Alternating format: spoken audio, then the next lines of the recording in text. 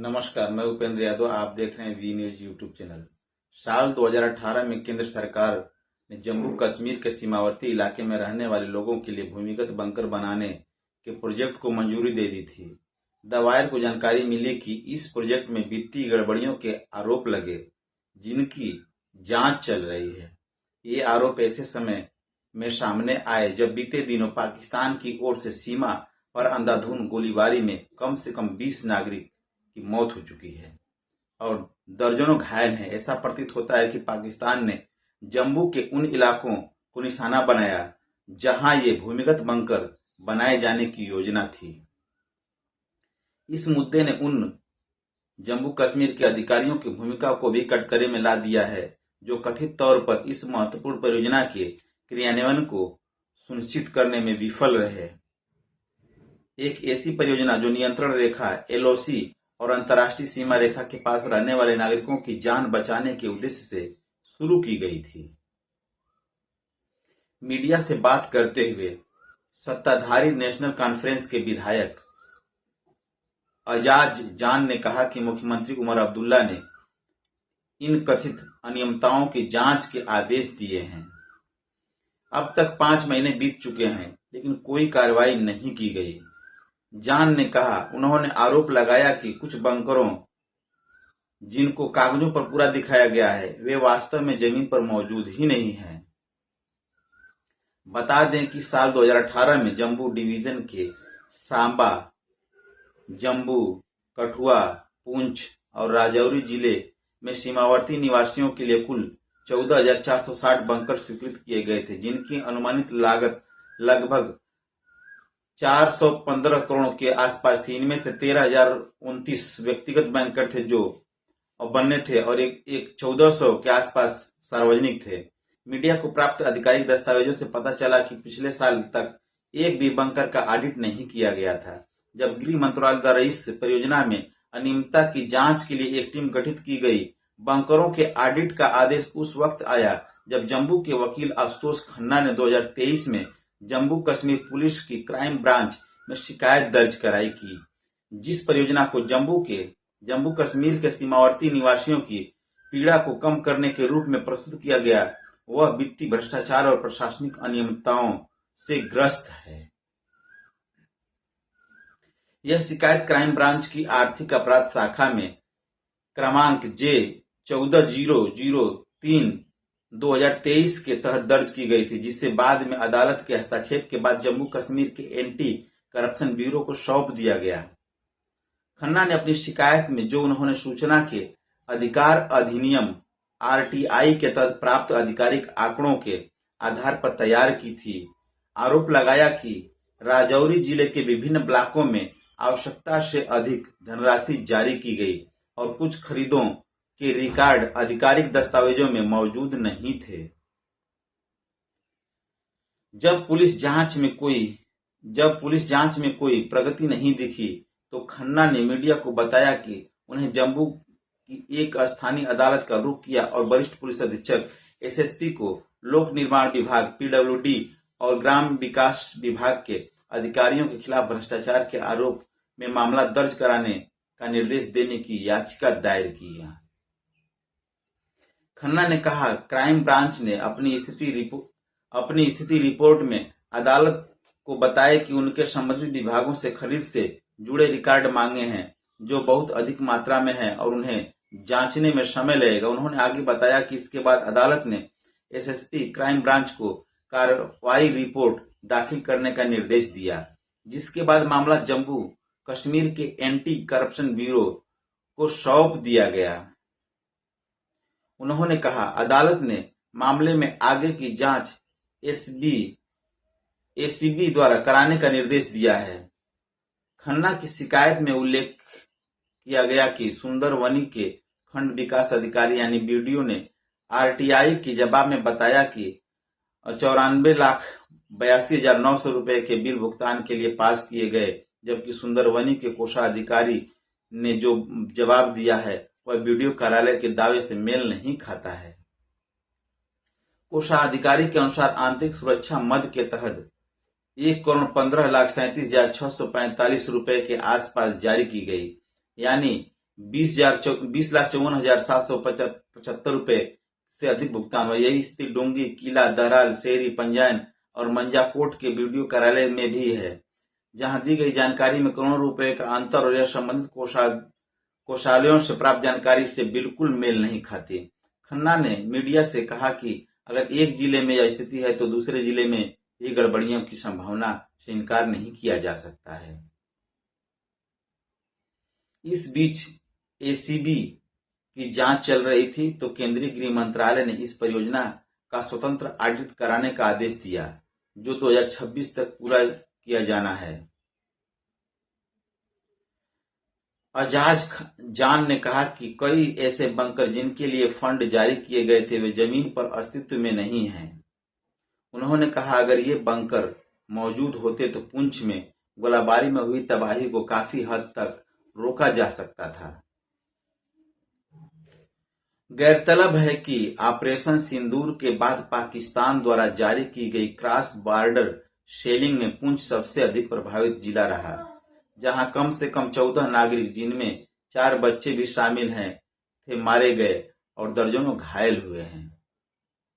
जान ने कहा कि पीडब्ल्यूडी का दावा है कि सीमेंट और स्टील जैसी निर्माण सामग्री पुंछ के कुछ इलाकों में भेजी गई थी। उन्होंने कहा इनमें से कुछ बंकर जमीन पर मौजूद ही नहीं है और किसी को यह भी नहीं पता कि वह कहां निर्माण सामग्री कहां गई।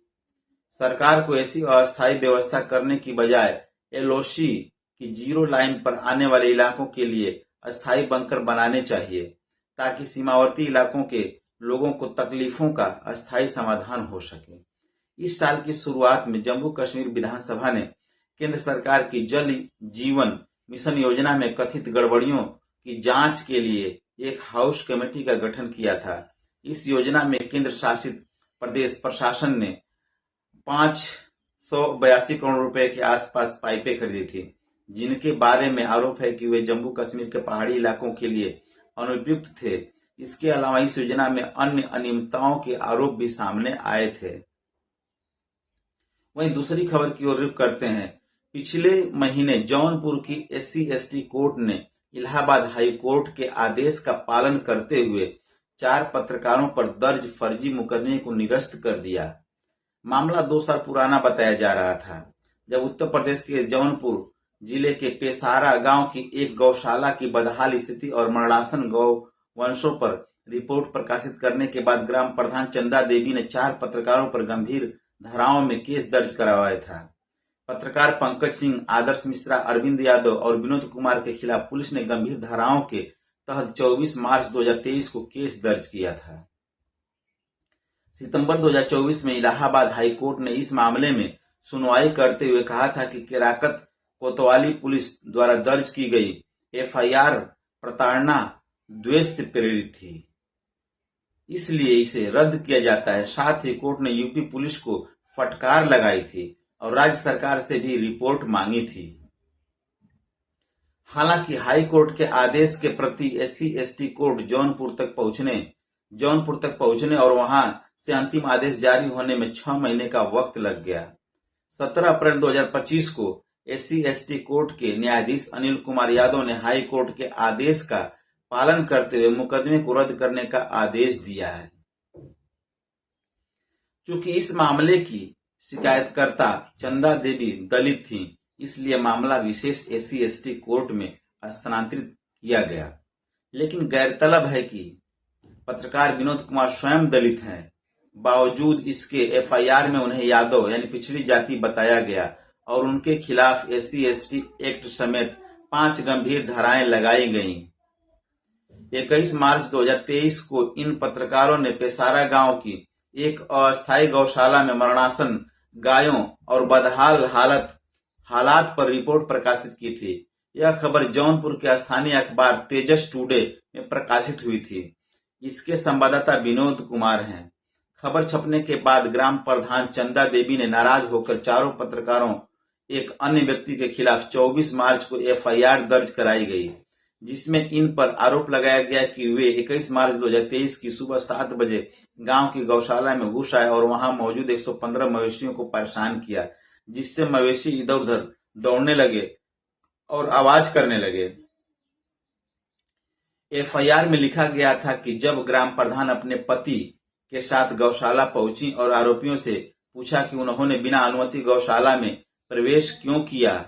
एफआईआर के अनुसार इसके बाद आरोपियों ने कथित रूप से ग्राम प्रधान को जाति सूचक अपशब्द कहे और मवेशियों का वीडियो बनाया। उन पर आरोप था कि उन्होंने वीडियो सोशल मीडिया पर अपलोड न करने के बदले 20,000 रुपए की मांग भी की है। स्थानीय पत्रकारों ने पुलिस की कार्यशैली पर सवाल उठाते हुए वरिष्ठ अधिकारियों से कई बार शिकायत की, लेकिन कोई सुनवाई नहीं हुई। अंततः पत्रकारों ने 3 अप्रैल 2023 को इलाहाबाद हाईकोर्ट में याचिका दायर की। हाईकोर्ट ने पाया कि एफआईआर दुर्भावना से दर्ज की गई थी और निष्पक्ष पत्रकारिता पर हमला था। अदालत ने जौनपुर की केराकत कोतवाली में दर्ज एफआईआर को निराधार मानते हुए रद्द कर दिया और यूपी सरकार को भी फटकार लगाई। हाई कोर्ट ने अपने आदेश में कहा था, न्यायालय ने पाया कि यह एफआईआर केवल इसलिए दर्ज कराई गई थी कि ताकि अपीलकर्ताओं यानी पत्रकारों द्वारा सोशल मीडिया पर अपलोड किए गए गौशाला के वीडियो को हटवाने के लिए उन पर दबाव बनाया जा सके। अतः यह एफआईआर विधि की प्रक्रिया का दुरुपयोग है। पत्रकार अरविंद यादव ने द वायर हिंदी से बातचीत में बताया, हमने सिर्फ सच्चाई दिखाई थी, बावजूद इसके हमारे खिलाफ गंभीर धाराओं में केस दर्ज किया गया। पत्रकार दीप नारायण सिंह ने मुकदमे के रद्द होने को सत्य की जीत बताया। उन्होंने कहा, अगर सिस्टम की खामियों को दिखाने पर मुकदमे दर्ज होंगे तो फिर सच दिखाने की हिम्मत कौन करेगा। यह रवैया तो तानाशाही का प्रतीक है। जौनपुर के सोनापुर गांव निवासी पत्रकार विनोद कुमार ने कहा, मैं दलित हूं, बावजूद इसके एफआईआर में मुझे यादव जाति का बताकर मेरे खिलाफ SC/ST एक्ट समेत कई गंभीर धाराएं लगाई गई। मेरी आर्थिक स्थिति खराब है, इसलिए पुलिसिया उत्पीड़न का डर हमेशा बना रहा। हाई कोर्ट में याचिका दाखिल करने के बाद उन्हें राहत मिली। विनोद ने कहा, कोर्ट ने परीक्षण में पाया कि मुकदमा फर्जी है और उसे रद्द कर दिया गया। अब विनोद कुमार SC/ST आयोग और प्रेस परिषद में मानहानि का मामला उठाने की तैयारी में है। वह कहते हैं ताकि आगे किसी पत्रकार को ऐसी पीड़ा न सहनी पड़े। गौरतलब है कि हाल ही में सुप्रीम कोर्ट ने एफआईआर दर्ज करने के पुलिस के रवैये पर नाराजगी जताई थी। कोर्ट ने कहा था कि यूपी पुलिस थानों में मनमानी तरीके से एफआईआर दर्ज कर रही है। हालांकि सुप्रीम कोर्ट की इस सख्त टिप्पणी का असर अभी तक जमीनी स्तर पर नहीं दिख रहा है।